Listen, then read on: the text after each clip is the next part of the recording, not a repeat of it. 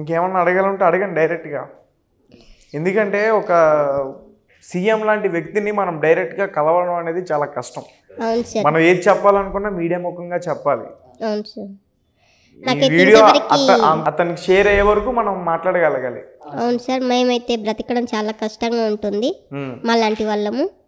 అందులో ఇంకా పెళ్ళిళ్ళు చేసుకొని పిల్లలను వాళ్ళు చాలా ఇబ్బంది పడతారు. కొంతమంది పింఛన్ పైన ఆధారపడి ఉంటారు. మీకు పింఛన్ రావట్లే? నాకు లేదు సార్. నాకు సర్టిఫికెట్ ఇవ్వడం లేదు, నాది రిజెక్ట్ చేశారు. అప్పుడు ఏం సర్టిఫికెట్ ఇవ్వట్లేదు? Southern certificate.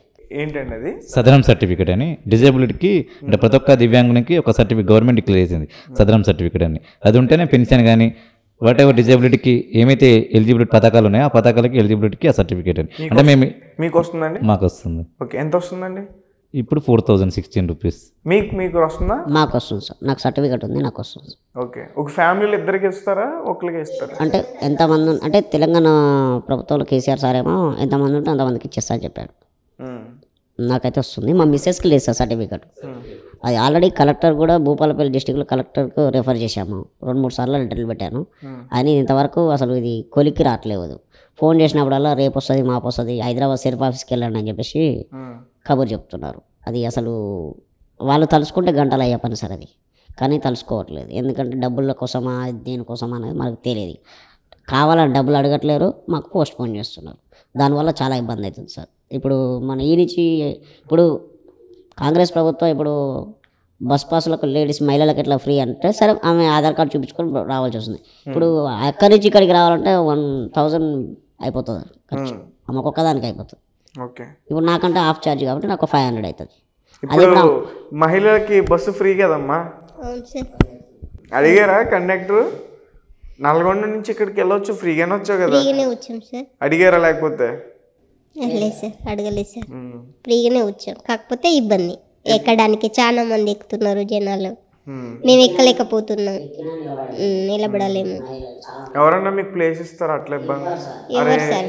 వీళ్ళు పాపం మనిషి చూడడానికి చిన్నగా ఉంటారు, ఓపుకుంటారు. 1000 మంది ఉంటారు మంచి వాళ్ళు, అంతే. హేళన చేసే వాళ్ళు మాత్రం ఎక్కువ ఉంటారా? ఎక్కువ ఉంటారు సార్.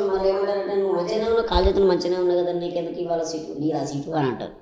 ఆల్రెడీ నేను నా బస్సులో అట్లనే ఉండే సార్. ఆల్రెడీ లేమ్మా మా సీటు మాది అంటే, మీ సీట్ ఏంది మహిళలది ఇది అంటున్నాడు. మహిళలు ఎందుకు, మహిళలు ఫ్రీగా ఇచ్చినప్పుడు మాదే కదా మేమే కూర్చుంటాం. లేదమ్మా ఈ సీటు మాది జర లేవండి. హైదరాబాద్ మగవాళ్ళ ప్లేస్లోనా? లే మా disable PHC physical handicap seat బస్సులో ఫస్ట్ సీటు మాదే ఉంటుంది సార్ ముందు, తర్వాత వృద్ధులకు ఉంటుంది. మీరు లేదు మా సీట్లో మీరు కూర్చున్నామనంటే లేవట్లేరు వాళ్ళు. ఇక అక్కడ నల్గొండ నుంచి దిల్సుఖ్ నగర్ దాకా కాళ్ళ పైన నిలబడుకుంటచ్చు. ఒకప్పుడు ఉండే టికెట్ తీసుకునేటప్పుడు, ఎందుకంటే వెనక సీట్లోనో ముందు సీట్లోనో ఖాళీ ఉంటే లేచిపోయి అక్కడ కూర్చునేటోళ్ళు. ఇప్పుడు నేను లేస్తే నేను ఎంత దూరం జర్నీ చేయాలి, అంత దూరం నేనే నిలబడాలా, ఊకే లేవకుండా అయిపోతుంది కదా అనే ఉద్దేశంతో అట్లా లేస్తలేదు సార్. చాలా కష్టమవుతుంది, ఎక్కలేకపోతున్నాం మేము బస్సాలు. వెనక సీట్ల దాకా కూడా ఇప్పుడు ఇంతకుముందుకు లేడీస్ సీట్లో బాయ్స్ కూర్చుంటే డైరెక్ట్ లేడీ మా సీట్ అని చెప్పేసి లేడీస్ అనేటోళ్ళు. ఇప్పుడు బాయ్స్ సీట్లో కూడా లేడీస్ వెళ్ళిపోయి కూర్చుంటారు లాస్ట్ సీట్ల దాకా, బాయ్స్ నిలబడుతున్నారు. ఇప్పుడు బాయ్స్ ఏమని అడగలరా సార్, మా సీట్ అని అడగాలి కదా, అప్పుడు ఇస్తారా? ఇవ్వరు కదా, చాలా కష్టమవుతుంది. అప్పుడు మేమే మాలాంటి వ్యక్తులు వెళ్ళి నిలబడాలంటే చాలా కష్టమవుతుంది. అదే ఇప్పుడు కండక్టర్ డ్రైవర్ ఉండి లేమ్మల్లే పక్కన వాళ్ళ సీట్ అది అని ఒక మాట వాళ్ళు చెప్తే ఖచ్చితంగా ఇచ్చేటోళ్ళు. వాళ్ళు చెప్పారు సార్, వాళ్ళకేం అవసరం అని చెప్పండి, నేను నా పని నేను చేసుకుంటా అని చెప్పేసి వెళ్ళిపోతుంటారు. ఓకే, కొన్ని సందర్భాల్లో చెప్తే కొంతమంది మంచి వాళ్ళు, మంచి వ్యక్తులు కండక్టర్స్ అనట్లే మళ్ళీ ఏంటి, కొంతమంది మేము ఎక్కడంతో మీరు ఫస్ట్ మీరు లేవాలని చెప్తారు సార్ కొంతమంది మంచి వ్యక్తులు అయితే. కొంతమంది నాకెందుకు పోనీ నా పని ఏదో నేను చేసుకుంటానే టైప్లో ఉంటారు సార్. అట్లా అదే మాకు ఏదైనా ఒక జాబ్ ఉంటే, చదువుకున్నట్టు జాబ్ ఉంటే మా పని మేము చేసుకుంటాం సార్. ఈ బస్ ఎక్కి ఇది అన్నీ చేయాల్సిన అవసరం లేదు, ఎన్నో కాడ వండుకుంటూ పని చేసుకొని బతాం. ఇక ఈ రిజర్వేషన్ పెడతారు సార్. రిజర్వేషన్ పెట్టి మాకు మొత్తం ఏం లేకుండా చేసిండు కేసీఆర్ సార్. పథకాలే లేకుండా చేసిండు, ఓన్లీ పింఛన్ మీద ఆధారపడాలని చేసిండు. అది పింఛన్. మీరు ఏం పని చేస్తున్నారు ప్రజెంట్? ఇప్పుడు ప్రజెంట్ నేను ఖాళీగానే ఉంటున్నా సార్, ఏం లేదు. విలేజ్లో ఏం లేదు సార్, ఇక కూలీ పని కూడా చేయలేక పరిస్థితి, చేయలేము. ఎవరు పిలవరు సార్ ఫస్ట్ మాకు. ఇప్పుడు ఆల్రెడీ పత్తులు గిత్తులు ఏమి ఉండవు, అయిపోయినాయి ఆల్రెడీ. ఇంకా పత్తేరంటే మనం పోలేము. అది మహిళలు చేసేది, మనం ఏం చేయలేము. మా పాపను ఎత్తుకొని మీ ఇద్దరం ఇంటికాడ ఉంటాం. మా పాప మా నాన్న డైలీ లేబర్ పనికి వెళ్తారు, కష్టమవుతుంది. మా మిస్సెస్ చదువుకోను సార్, స్టడీని బట్టి మా ఇప్పుడు మీకు ఏం కావాలి? మీ మిస్సెస్కి జాబ్ కావాలి. జాబ్ కావాలి సార్, మాలాంటి వ్యక్తులకు జాబ్ కావాలి, చదువుకున్న వాళ్ళకు జాబులు కావాలి, నిరుద్యోగులకు. చెప్పండి సార్. మామూలుగా ఏంటంటే మాలాంటి దివ్యాంగులు గట్టు మాలాంటి ఉన్న వాళ్ళకి ఎంతైతే క్వాలిఫికేషన్ తగ్గట్టు ఉపాధి కల్పించండి.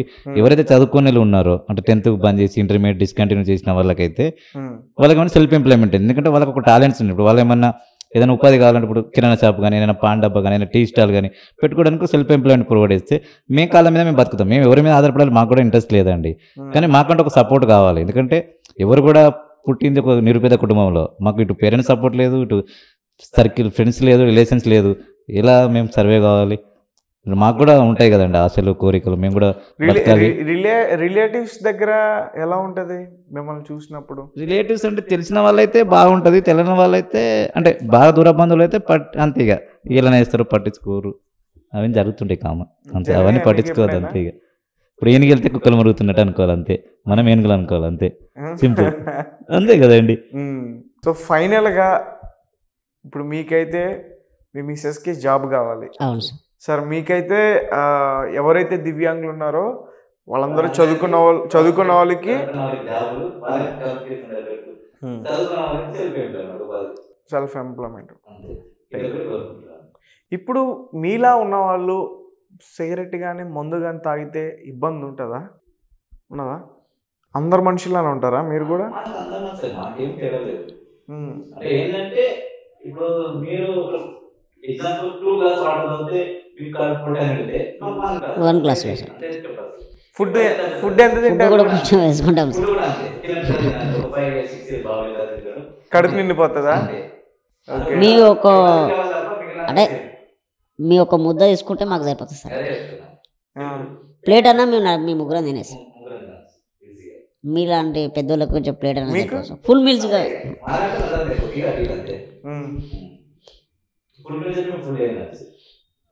ఫుల్ మీల్స్ అయితే బాగుంది, రైట్. కానీ కొన్ని బాగుంటాయి, కొన్ని బాగుంటాయి సార్. అవును, అంటే కొన్ని బాగా మంచి అనిపిస్తుంది, కొన్ని కొంచెం బాధ అనిపిస్తుంది మనసుకి. అదే అర్థమైంది. కానీ మీలా ఉన్న పర్సన్స్ తో మీరుంటే సరదాగా హ్యాపీగా ఉంటుంది కదా, ఫీలింగ్ అనేది డిఫరెన్స్ ఫీలింగ్ రాదు. ఇప్పుడు నాలంటే వచ్చి నుంచున్నాడు అనుకో, అమ్మో ఈడు చూడు హైట్ బిల్డప్ చేస్తున్నాడు మన దగ్గర. ఎప్పుడన్నా మూవీస్ లో అలా ఆఫర్స్ వచ్చాయండి చేయడానికి? వచ్చాయా? చేశారా? ఏ సినిమాలో చేశారు? కంత్రీలో చేసాము, యమదొంగ, నక్ష, బురడి, ఒకటి రెండు ఆర్టిస్ట్ మీరైతే. అన్నయ్య కూడా అమ్మగారు చేశారు. చేసాం సార్. ఏదో ఒక డైలాగ్ చెప్పండి. డైలాగులు అంటే అప్పుడు మొత్తం సాంగ్స్ డాన్స్ ప్రోగ్రామ్ తీసుకెళ్లారు, బొంబాయి తీసుకెళ్లారు నక్ష సినిమాకి. అప్పుడు మరి ఎన్టీఆర్ గారు ఏమైనా హెల్ప్ చేయడం జరిగిందా? ఎవరేం లేదు, కాకపోతే పేమెంట్ తీసుకునేసి మన మీద ఉన్నటోళ్ళు మాట్లాడుకునేటోళ్ళు, మనకి ఎంతో అంత అమౌంట్ పే చేసి. ఏదో ఒక డైలాగ్ చెప్పండి ఎన్టీఆర్ది. మనకు డైలాగ్స్ ఏమి రావు అసలు, చెప్పలేరా మీరు? ఎందుకు? ఓకే, సందర్భం కాదా? రైట్. మీరు సినిమాలు చూస్తారమ్మా? తీసుకెళ్తున్నారా సినిమాకి? ఇంతవరకు వెళ్ళలేదు సార్. ఇంతవరకు వెళ్ళలేదా? అంటే కరోనా టైం సార్, మాది మ్యారేజ్ అయింది అలా. కరోనా ఇప్పుడు లేదు కదా. మళ్ళీ తర్వాత ప్రెగ్నెన్సీ, తర్వాత డెలివరీ, ఇంకా అప్పటి నుండి ఇంకా మేము బయటికి వెళ్ళలేదు. బయట ప్రపంచం ఎలా ఉంటుందో తెలుసమ్మా మీకు? తెలుసు సార్, ఎందుకంటే నేను ఫీల్డ్ వర్క్ చేసిన, ఈ మన జిల్లాలు మొత్తం తిరిగాను కదా, 6 months చేశాను, అందుకే తెలుసు. ఓకే, బాగుంటుంది. సో మొత్తానికి ఒక జాబ్ ఉంటే మీ చేతిలో మీరు సర్వే అవుతారు, ఎవరిపైన ఆధారపడకుండా, తల్లిదండ్రులైనా సరే. అవును సార్, వాళ్ళని కూడా మేము పోషిస్తాం. మాకు జాబ్ ఉంటే వాళ్ళనే మేము పోషిస్తాం. అవునా? అవును సార్. చాలా చక్కగా చెప్పు. కానీ ఇదే వాళ్ళలో ఉంటే బాగుండు కదా, కానీ ఒక ఆడబిడ్డకి అట్లా ఉండొద్దు. ఎవరైనా సరే, శత్రువు అయినా సరే, ఒక ఆడబిడ్డకి అట్లా దూరం. మరి మీ అక్క చెల్లెలు ఎప్పుడైనా మాట్లాడతారు సార్, రోజు మాట్లాడతారు, బాధపడుతూ ఉంటారు. వాళ్ళ కష్టాలు ఏం చేస్తారు, మాట్లాడతారు, ఏం చేస్తున్నావు, బాగున్నారా, పిల్లలు బాగున్నారా, ఇది మాట్లాడతారు. ఎప్పుడన్నా భోజనానికి పిలుస్తారా ఇంటికి? పిలుస్తారు, వెళ్తాం సార్. మేము ప్రతి 1 month కన్నా ఏదన్నా వెళ్తే రండి ఎందుకు వెళ్తున్నారు అనేసి మాట్లాడతారు. మా ఇంటికి రాకుండా ఎందుకు వెళ్తున్నారు అట్లా అని. బాగా చూసుకుంటారు, అక్క చెల్ల అందరూ బాగానే చూసుకుంటారు. కానీ ఇక్కడికి వచ్చేసరికి ఇలా జరిగిపోయింది అంతే. మా తలరాత అలా ఉంది, జరిగిపోయింది. హైదరాబాద్ వచ్చేసరికి మా మ్యారేజ్ టైంలో.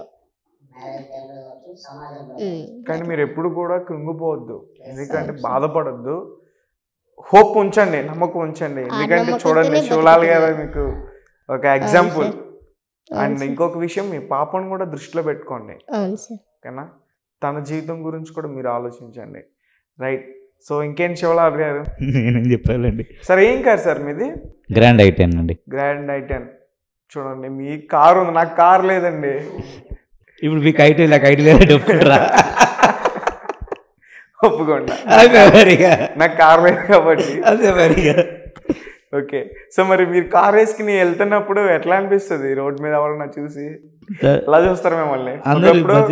నార్మల్ గా ఎక్స్ప్రెషన్ ఇచ్చేవాళ్ళు కొంచెం డిఫరెంట్ ఉంటది కదా. ఇప్పుడు నాకు వాళ్ళే వచ్చింది, అది చూడాలి కదా అట్లా.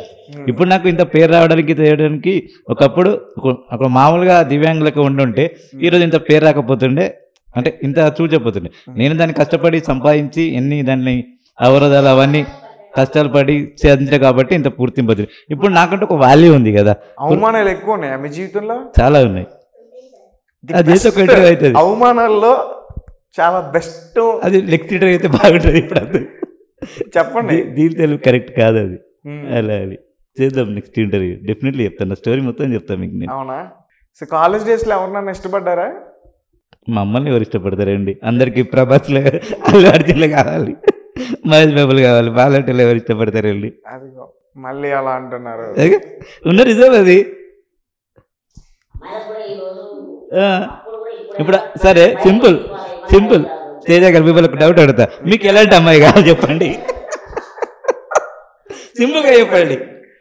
ఇప్పుడు మీకు ఎట్లా తమన్నా అంటే నాకు ఈ రోజుల్లో అందంగా ఉండాలి, హైట్ ఉండాలి, అవి ఏం లేవు, అర్థం చేసుకుంటే చాలు. సరే, అది మీ మెంటాలిటీ. జెన్యున్గా సైకలాజికల్గా మీలాంటి అబ్బాయికి ఎలాంటి అమ్మాయి కావాలి చెప్పండి? కలర్ ఉండాలి, హైట్, పర్సనాలిటీ, అవునా?